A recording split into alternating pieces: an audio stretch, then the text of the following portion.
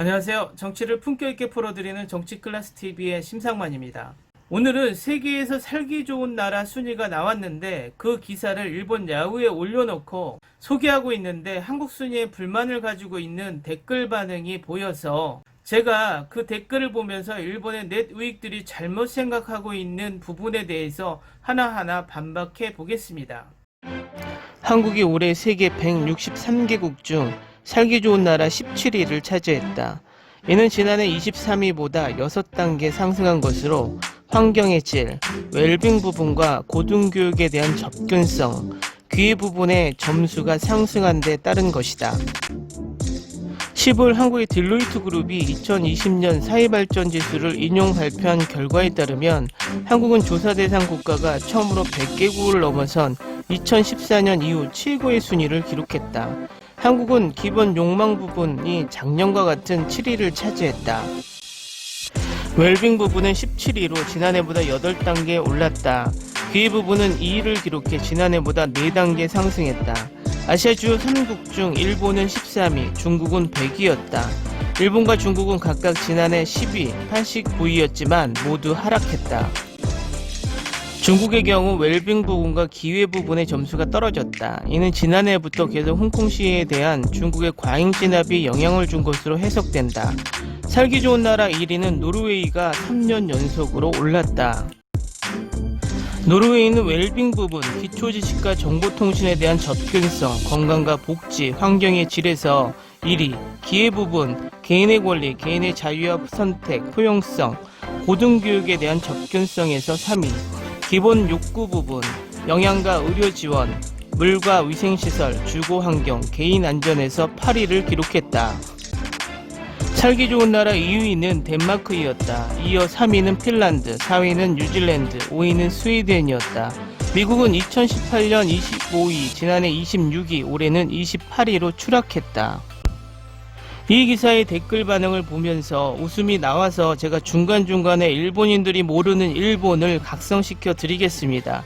댓글 반응을 보시겠습니다.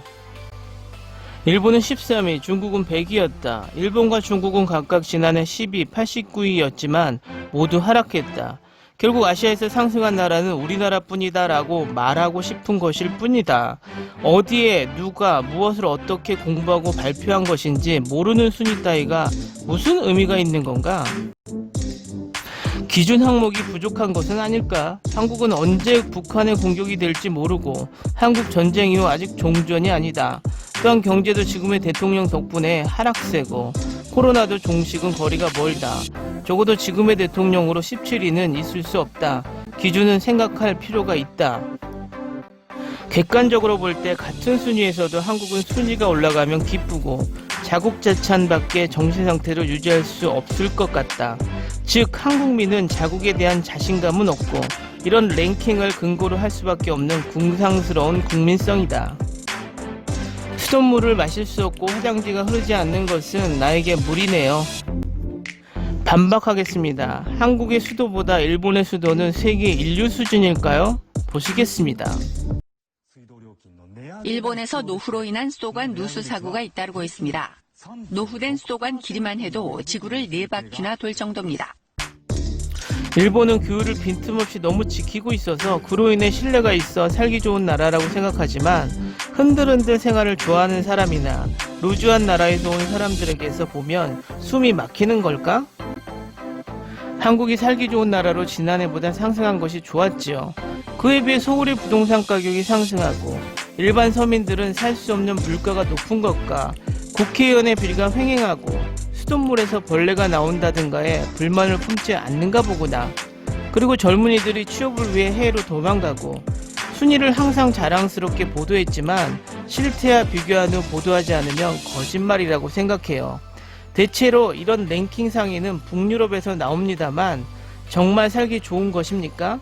세금은 높고 물가도 싸지 않고 가게는 일찍 닫힌다고 살기 좋은 것이 아니죠.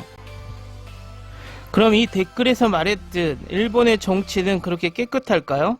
보시겠습니다.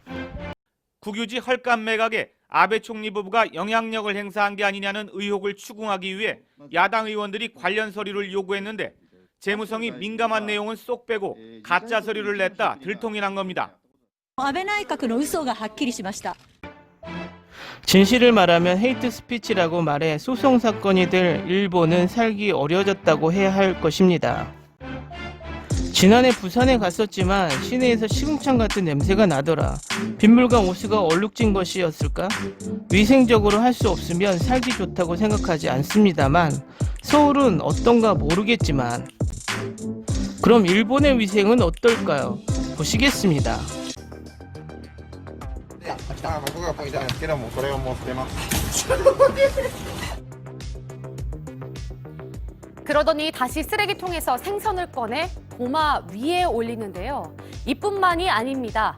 일본 내 유명 중식당에서는 요리를 하던 직원이 화구에 불을 붙여 담배를 피우고 양손에 쥐고 있던 닭을 바닥에 문지른 뒤 안주용 튀김으로 조리하는 노래방 체인점도 있습니다. 뉴질랜드를 제외한 상위 5위 정도까지 소비세의 24% 전후의 나라군요. 납득 순위가 아닐까요? 한국은 몰라 같은 반도에서 거의 내전 상태의 나라에서 살기 좋은 나라라고 느끼는 부분이 과연 어디에 있는 걸까요?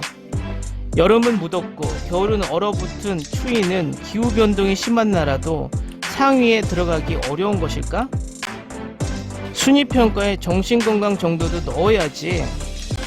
일본의 정신건강 정도는 어떨까요?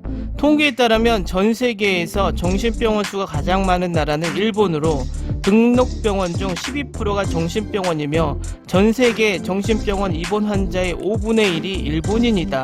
즉 전 세계 정신질환 환자 5명 중 1명이 일본인입니다. 그래서 한국에 살고 있는 사람들은 어떻게 생각해? 청년의 실업률은 상승하고 있고 계속 부동산도 상승해서 구입하지 못하고 임대료도 상승으로 사면초가 일도 살 곳도 없고 살기 좋은 나라인 거야? 1위부터 6위까지의 국가가 한국 사람을 받아들일 수 있을까? 아시아에서는 유일하게 일본인은 받아들일 겁니다. 단지 미국보다 이쪽의 국가는 살기 좋은 지수는 제한 없는데 핀란드는 확실히 일본인이 이주해서 일본에 준하는 살기 좋은 거예요.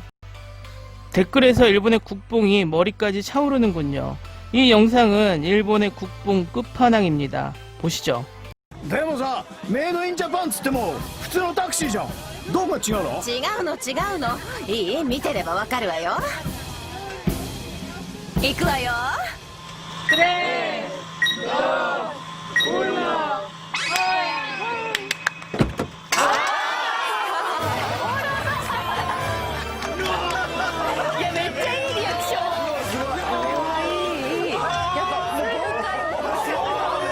そしてさらに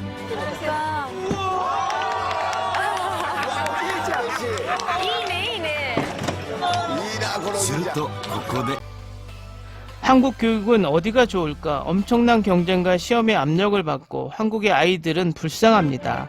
부모와 학교 교사, 후배들이 수업 장소까지 따라와 성원을 보내는 전경은 국제적으로 보면 이상하다고 생각한다. 그럼 일본의 교육 현실은 어떨까요? 한번 보실까요?